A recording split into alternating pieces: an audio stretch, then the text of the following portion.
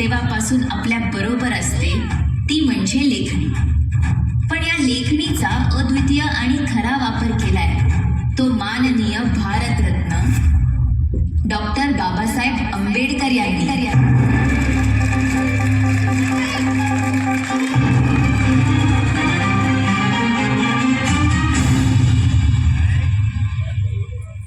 आवाज कर भीम प्रहार कर इतिहास कर नवा वैर्यास धाक दे ऐसी हाक दे दाखव जोश नवा.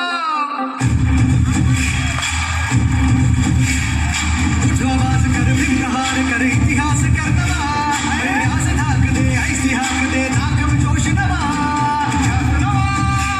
क्रांतीची नशाही जोश नवा तू दे दागिरी शाही.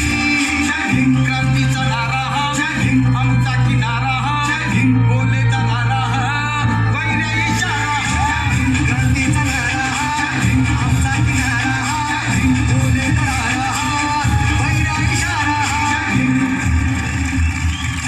हे लेखणी शाळेत पहिल्यांदा जेव्हा त्यांच्या हातात आली तेव्हाच त्यांनी या लेखणीचा ध्यास घेतला.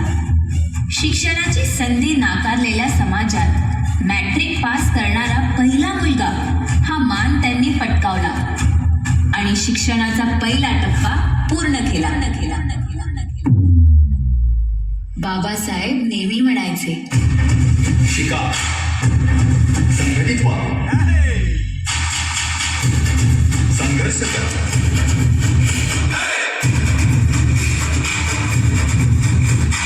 वाघासारखे बना.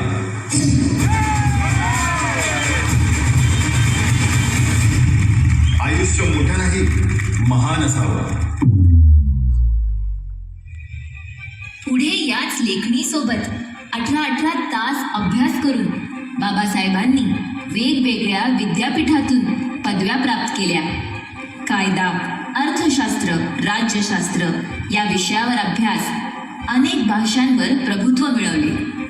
डॉक्टरेट आणि विविध पदव्या घेऊन अखंड 27 वर्षे अभ्यास आणि काम हे दोन्हीही सांभाळत आपल्या शिक्षणाचा वापर त्यांनी समाजाच्या उद्धारासाठी केला.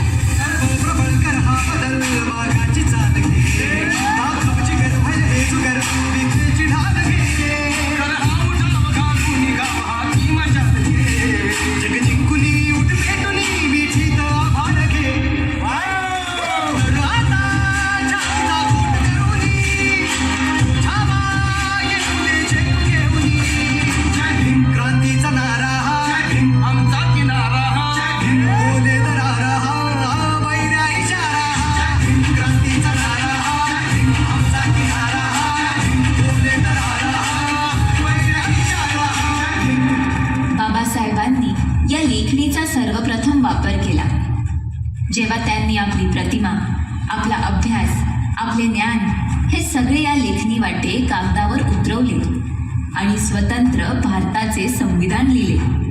भारताच्या लोकशाहीचे संवर्धन आणि जतन करण्यासाठी लिहिलेल्या संविधानामुळेच त्यांना भारतीय संविधानाचे शिल्पकार म्हणून ओळखले जाऊ लागले.